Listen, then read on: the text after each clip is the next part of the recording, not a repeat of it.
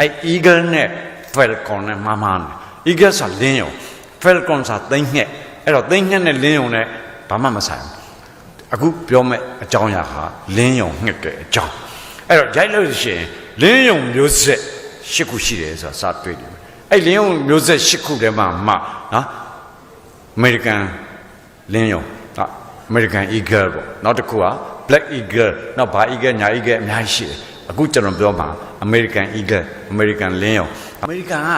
အဲ့လင်းယုံကိုအရန်ကြိုက်တယ်တော့ရမ်းကြတယ်သူတို့ရေတက်ကဘာမှအကြီးဆုံးဖြစ်တဲ့သူတို့ရေတက်ကြီးအဲ့ရေတက်ကြီးရဲ့တစ်စိတ်ကလင်းယုံငှက်တစ်စိတ်လင်းယုံငှက်တစ်စိတ်နဲ့ရေတက်ကိုလှုပ်ထားတယ်အဲ့ဘာကြောင့်ကြိုက်တာလဲဆိုတာကိုကျွန်တော်တို့ကအဲ့ဆောင်းမထဲမှာဘာသာတွေ့လဲဆိုဘာကြောင့်ကြိုက်လဲဆိုရင်ねအဲ့လင်းယုံငှက်ကကြံတဲ့ငှက်တွေမှာမရှိတဲ့အရည်ချင်းတွေသူ့မှာရှိတယ်တော့ငှက်ဘရင်လို့တော့ပေးထားတယ်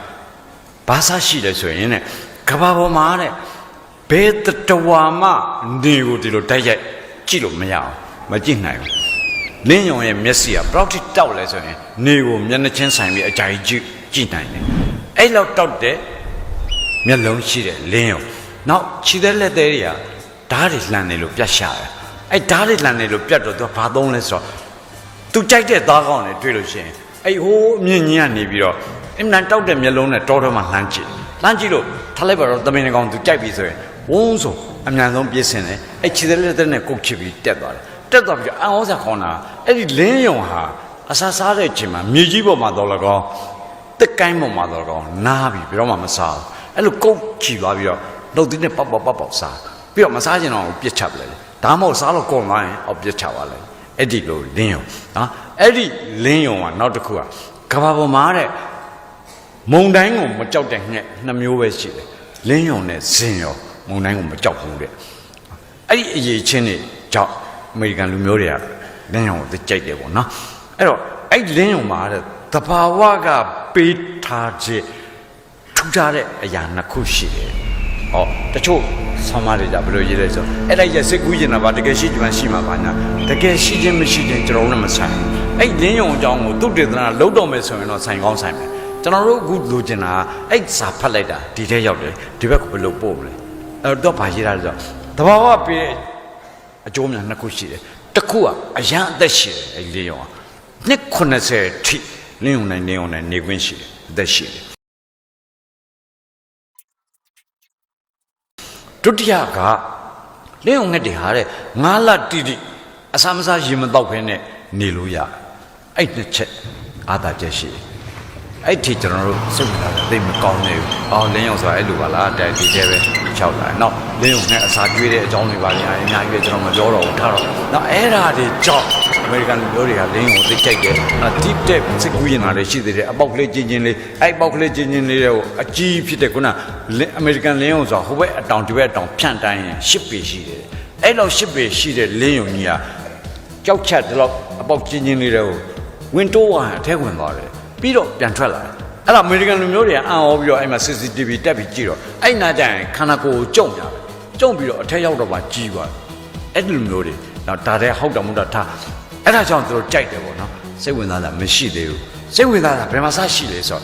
အသက်40ရောက်လာတဲ့ခါမှာတဲ့တနေ့ပြီးတနေ့တဘာဝကနေပြောင်းလဲမှုတွေပြလာတယ်ပြောချင်တာအနည်းဆုံးကျွန်တော်တို့လူတွေသမင်ဖြူတယ်သွားကျိုးတယ်ခါကိုင်းတယ်ဘာဖြစ်တယ်အဲ့ဒီလိုဖြစ်တယ်လို့လင်းယုံနေအသက်40ကျော်တာနဲ့ပြဿနာစတဲ့အဲ့ပြဿနာနံပါတ်1ကအင်မတန်အဝေးကြီးအမြင့်ကြီးပြန်နေအောင်ဖွဲ့စည်းထားတဲ့အမွေးတောင်တွေပွာလာဘာရောက်ဖြစ်လာဒါတစ်ချက်အမွေးတောင်ပွာတော့ဘာဖြစ်လဲကွာမြန်ပြန်တယ်နှင်းပြန်မယ်ပြဿနာမရှိဘူးတဲ့ဒုတိယပြဿနာကဘာလဲဆိုတော့ခြေသက်လက်သေးတယ်အဲ့ခြေသက်လက်သေးရှည်ထွက်လာ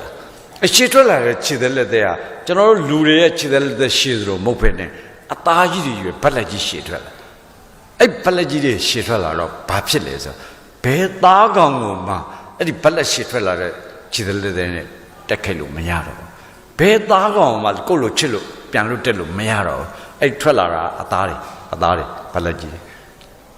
အဲ့ဒါလည်းပြဿနာမရှိသေးဘူးတဲ့နောက်အဓိကပြဿနာနှုတ်သီးတွေနှုတ်သီးအဲ့နှုတ်သီးကနေပြောရှ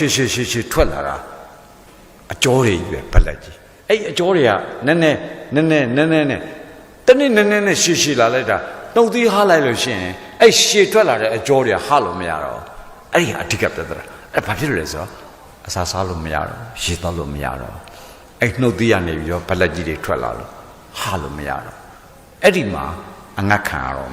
အဲ့ဒီမှာစိတ်ဝင်စားဖို့ကောင်းလာလင်းယုံနှစ်ပိုင်းကွဲသွားတယ်နှစ်စုကွဲသွားတယ်တစုကဒါကံတရားပေါ့ကွာနော်တော့သူဖြစ်လာတော့ဘယ်တတ်တိုင်းလဲဆိုပြီးတော့9 လထိအစာမစားရှင်မတော့ဖက်တဲ့နေပြီး9 လလဲကြာတော့သေသွားတယ်အဲ့သေတဲ့ထဲမှာစိတ်မြန်လက်မြန်လင်းယုံနေရသေမှမြတ်ကွာ9 လတော့စောင့်ကြမလို့ပါဘူးခုသေမယ်ကွာဆိုအပေါ်တက်သွားတယ်အတောင်ရုပ်ချရတယ်ဘုံဆိုအောက်ပြုတ်ကြသေတယ်တတ်သေးတယ်လင်းယုံဆူဆိုက်တော့ပြီးသေတယ်ကိုတတ်သေးတယ်လင်းယုံနဲ့ငတ်သေးတယ်လင်းယုံဆိုပြီးသေတဲ့အဖွင့်မှာနှစ်ပိုင်းကွဲသွားတယ်နောက်တစ်ပိုင်းကမသေးခြင်းနဲ့လင်းယုံမသေးခြင်းနဲ့လင်းယုံကဘယ်လိုစဉ်းစားလဲဆိုတော့ဟာ9 လတော့အချိန်ကျန်သေးတယ်အဲ့9 လအချိန်တွင်းမှာငါတို့တခုခုဖြစ်ရှင်းလို့မရဘူးလားအဲ့ဒီလိုစဉ်းစားပြီးတော့အဲ့ဒီအုပ်စုကဘာလုပ်လဲဆိုရင်နဲ့ဟိုးအမြင့်ကြီးကိုတက်သွားပြီးတော့ကြောက်ကလပ်မှာအင်မတန်ခိုင်ကနဲ့အတိုက်ကိုဆောက်လိုက်တယ်ဘာလို့ဆောက်တာလဲဆိုတော့9 လတီတီအစာမစားရေမတော့ဖဲနေတဲ့အချိန်မှာအဲ့အတိုက်ထဲမှာလေတံမိုးတံခံနိုင်အောင်အတိုက်ကိုကောင်းကောင်းဆောက်ပြီးတော့မှအဲ့ထဲရောက်တော့သူစဉ်းစားပြီးစဉ်းစားတာ9 လကြာရင်အစာမစားနိုင်ရေမတော့နိုင်လို့ငါသေတော့မယ်ဘာကြောင့်သေမှလဲအစာမစားနိုင်လို့ဘာကြောင့်အစာမစားနိုင်တာလဲအဲ့ဒီနှုတ်သီးပလက်ကြီးရှေ့ထွက်လာလို့အဲ့ဒါဆိုရင်အဲ့နှုတ်သီးပလက်ကြီးမရှိရင်ငါအစာစားလို့ရမှာပေါ့အဲ့လိုတွေးပြီးတော့နံပါတ်1စဝင်တဲ့အတွေးက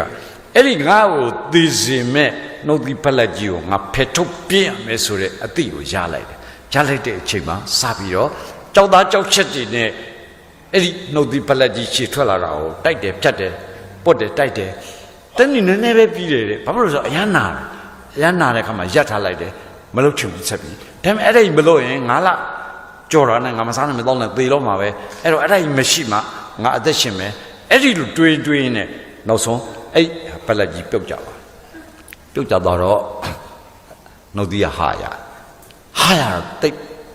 မကြောက်နောက်တရက်နဲ့စောင့်ကြည့်တယ်အဲ့ဒီမူရင်းနှုတ်သီးကနေပြီးတော့အကြောတွေပြန်ထွက်လာတယ်ခုနလိုပဲပလက်ကြီးပြန်ထွက်လာတဲ့မှာဘာသိသွားလဲအဲ့ဒီမူရင်းနှုတ်သီးကိုပါမဖယ်ရင်အလကားပဲရှေ့ကပလက်ကြီးကိုငါဖယ်နေလို့မရတော့ဘူးအဲ့ဒီသူဖယ်နိုင်တာတနေ့နဲ့ဟိုကပြန်ထွက်လာတာအများ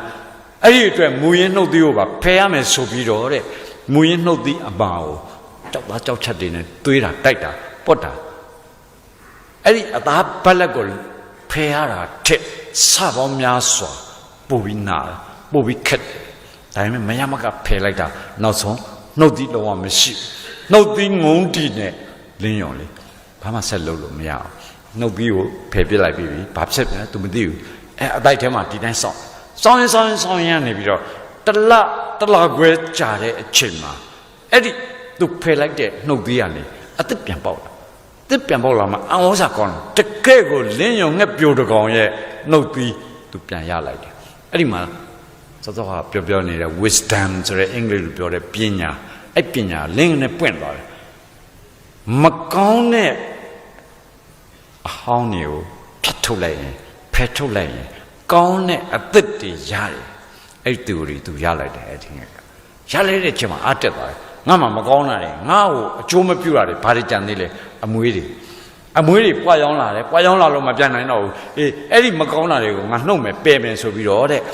ကိုယ်ငွေတွေကိုပြန်နှုတ်ပလိုက်တယ်နှုတ်သီးနဲ့ဆွဲပြီးတော့အဲ့ဒါတော့ချက်မပြောတော့ဘူးเนาะကိုယ့်ကိုစဉ်းစားကြည့်ကိုယ်ငွေကိုနှုတ်တာဘယ်လောက်နာလဲဆိုတော့အရန်နာတယ်တဲ့သွေးအလိမ့်နဲ့အဲ့သွေးလိမ့်နဲ့အမွေးနှုတ်ပြီးတဲ့ချိန်မှာနောက်ဆုံးကြံလာခြေသက်လက်သက်အဲ့ခြေသက်လက်သက်ကိုနှုတ်သီးနဲ့ပေါက်တဲ့စိတ်တွေကြောက်သားကြောက်ချက်တွေနဲ့သွေးတယ်အရန်နာအဲ့ထွက်နေတဲ့အသားဖက်တွေအပြင်လက်သေးတွေကျွန်တော်တို့လူလိုပြောရင်လက်သေးခြေသေးကိုအခွန်မှလှမ်းလိုက်တယ်ခြေသေးလက်သေးမရှိတော့အရန်နာကျင်တဲ့ဝေဒနာခံစားရတယ်အဲ့ဒါပြီးတဲ့ချိန်မှာဘာမှလှုပ်ရှားမရှိတော့ဘူးနှုတ်သီးအသက်ရပြီအမွေးတွေဖယ်လိုက်ပြီဒီလက်သေးခြေသေးဖယ်ပြလိုက်ပြီစောင့်နေလိုက်တာတဲ့9 လမတိုင်ခင်မှာအမွေးတောင်အသက်တွေပြန်ထွက်လာတယ်9 လမတိုင်ခင်မှာတဲ့အဲ့ခြေသေးလက်သေးအသက်တွေပြန်ရသွားတယ်အဲ့ဒီလင်းယုံဟာအတိုက်ထဲမှာခုန်နေကြအကြောင်းမရှိတော့ဘူးတဲ့အစားတော့လာ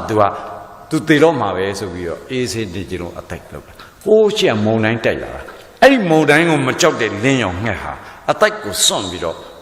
မုံတိုင်းနဲ့ပြန်သွားတော့နောက်နှစ်30အသက်ရှင်ပါတယ်ဒါဒီထဲရောက်သွားတယ်ဆောင်းမှာနော်လင်းရောင်ကြောင့်ဒီဘက်ထက်ပါရလိုက်တယ်နှစ်ခုရတယ်နံပါတ်1ကဘာလဲဆိုတော့ကိုယ့်အတွက်အသုံးမလို့တဲ့ကိုယ့်အတွက်အကျိုးမပြုတဲ့အရာဟောင်းတွေကိုဖယ်ပြရမယ်မဖယ်ရင်အဲ့ဒီလူသက်ရှင်ဝင်မရှိဘူးအဲ့ဒီလူပန်းနဲ့မရောက်နိုင်ဘူးအဲ့တော့တစ်ချက်စားရအဲ့တစ်ချက်ကဘလောက်ရည်ကြီးလဲဆိုရင်ပညာရေးစီးပွားရေးနောက်ဆုံးနိုင်ငံရေးအဲ့ဒီတူတွေဟာသုံးဝင်ပါတယ်ဥပမာလွယ်လွယ်ကူပြောမယ်ဆိုလို့ရှိရင်10တန်းမှာညာရင်မှီတဲ့ကလေးတယောက်အမြဲတမ်းလဲ6တန်းထိပထမနဲ့စေးတက်သူမှာဆံဝင်ဖြစ်ဖို့သေချာတဲ့ကလေးသူ6တန်းဆံဝင်ဖြစ်ချက်10တန်းရောက်တော့မှအဲ့ဒီကလေးကမှထားလိုက်ပဲတော့မဟုတ်တာတခုဆွဲသွားတယ်မဟုတ်တာဆို game တွေပါလေဆွဲသွားမယ်နောက်ဆွဲသွားပြီးအဲ့မှလည်းအချိန်ချင်းကုန်ပြီးတော့စံကြက်တော့ဆိုရင်သူဆံဝင်ဖြစ်ချက်နဲ့ပန်းနိုင်ကိုရောက်ဖို့အဲ့ဒီကလေးသူ့အတွက်မလိုအပ်တဲ့ game ဆွဲခြင်းဆိုတဲ့မကောင်းမှုဖယ်ထုတ်အောင်မဖယ်ထုတ်ရင်သူဆံဝင်ဖြစ်တယ်အဲ့ဒီလိုပဲစီဝါရေးလုံးနဲ့စီဝါရေးသမားတယောက်လောင်းကစားမှညှိသွားတယ်အဲ့လောင်းကစားဆက်ညှိနေလို့ရှိရင်သူစီဝါရေးပြတ်သွားလိမ့်မယ်အဲ့ဒီလိုပဲကျွန်တော်လူမျိုးရေးကိစ္စတစ်ခုအဲ့လူမျိုးရေးကိစ္စမှာဇရိတသီလမရှိဘဲနဲ့ကိုကြိုးရှာအမြတ်ထုတ်တဲ့လူတယောက်အဲ့ဒီအကျင့်စိုးကိုမဖြောက်ရင်သူ့ဇရိတသီလမကောင်းရင်ဘယ်တော့မှ